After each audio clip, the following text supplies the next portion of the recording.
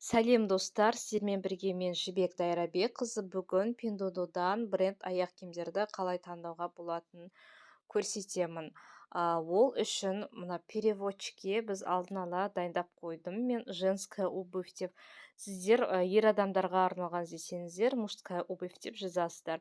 Орысша да жазуға болады, бірақ мен байқағаным қытайша жазған дұрысырақ екен. Сол сөзді көшіріп аламыз. Pinduoduo'ға кіріп, мына жоғары жақтағы поиск бар ғой, осы жерге жаңағы сөзді қоямыз. Және іздеу дегенді басамыз. Мінекей бізге аяқ киімдерді шығарып берді.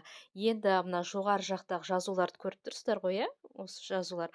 Осы төртінші тұрғаны бізде переводчикке салып қарасаңыздар, бренд деген аудармасы бренд деген мағынаны білдіреді.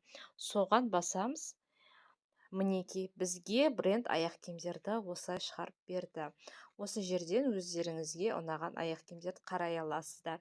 Мынау астыңғы жағында тұрған ол категория. Арасында спорттық аяқ киімдер бар, жеңіл аяқ киімдер бар деп өзі переводчикке салып береді.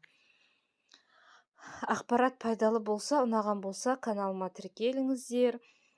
Қоңырауша белгісін қойыңыздар.